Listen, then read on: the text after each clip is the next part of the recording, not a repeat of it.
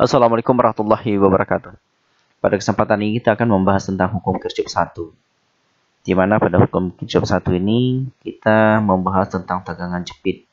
Oke, kita langsung aja ke soalnya. Perhatikan gambar di bawah ini. Kita lihat gambarnya.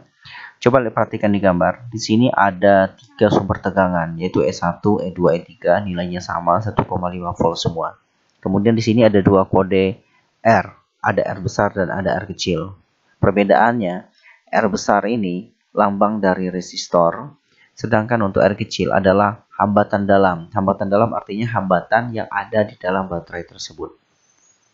Maka di sini tentukanlah kuat arus yang mengalir pada rangkaian, B tegangan jepit.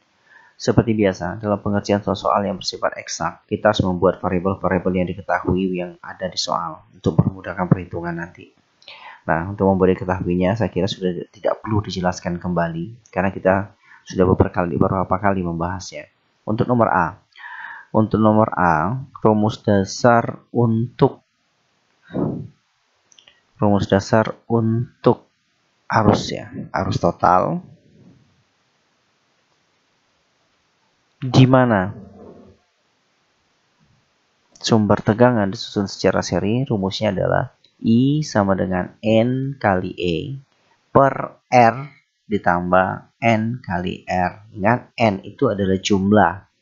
Kalau N kali E artinya jumlah sumber tegangannya. Kalau N dikali R kecil artinya jumlah dari jumlah dikali dengan hambatan dalamnya. Oke.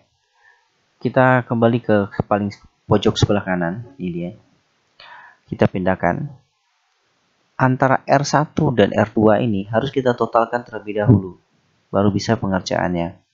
Maka R1 dan R2 adalah rangkaian paralel, maka R totalnya adalah seperti biasa 1 per R12 sama dengan 1 per R1 ditambah 1 per R2.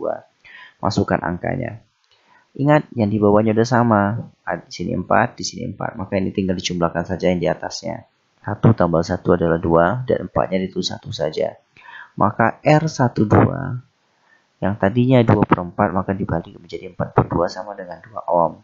Oke, artinya R di sini bukan R saja lagi, melainkan R12 atau R total. Oke, selanjutnya sudah dapat, maka kita masukkan angka-angkanya. Berapa jumlah baterainya? 1, 2, 3. Maka N-nya kita ganti dengan bilangan 3.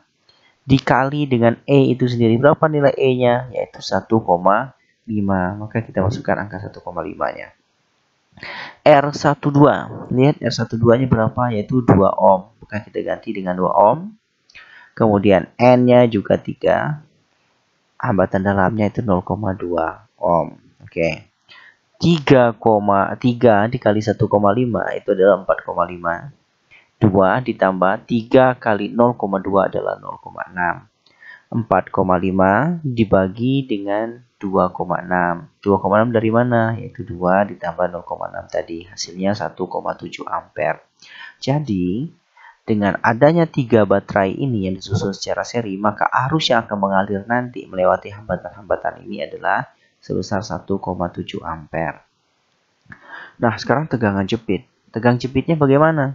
Rumus dasar dari tegangan jepit itu sangat gampang sekali, yaitu VK sama dengan I dikali R. Nah, karena R yang kita miliki adalah R12, maka rumusnya kita ganti menjadi VK sama dengan I dikali R12. VK sama dengan 1,7, ini dia asalnya 1,7 dari sini. Ya, ini dia 1,7 dikali dengan 2 berasal dari sini. Jadi hasilnya 3,4 volt. Lalu tegangan jepit itu apa sih sebenarnya?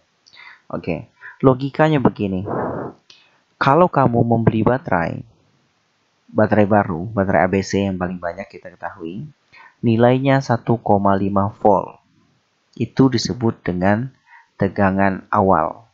Nah, setelah nanti baterai itu kamu gunakan, baik untuk menghidupkan remote, baik untuk menghidupkan mobil remote control, baik untuk menghidupkan jam, maka tegangan ketika dia telah mengalirkan arus, maka itulah disebut dengan tegangan jepit. Artinya tegangan jepit itu adalah bisa dikatakan sebagai tegangan baterai setelah baterai itu dipakai gitu. Coba lihat ini. Sebelum dia dipakai, tegangan sebenarnya adalah 4,5. 1,5 tambah 1,5, 1,5. Artinya 4,5. Tetapi ketika sudah dihubungkan dalam kerangkaian, maka tegangan jepitnya, tegangannya tadinya 4,5 turun menjadi 3,4 volt. Jadi tolong dibedakan antara tegangan jepit dengan tegangan sumber ya, tegangan awal ya. Jadi tegangan awal itu adalah tegangan ketika baterai turun belum dipakai, maka tegangan jepit itu adalah tegangan baterai setelah dia dipakai. Gini aja penjelasan untuk soalnya.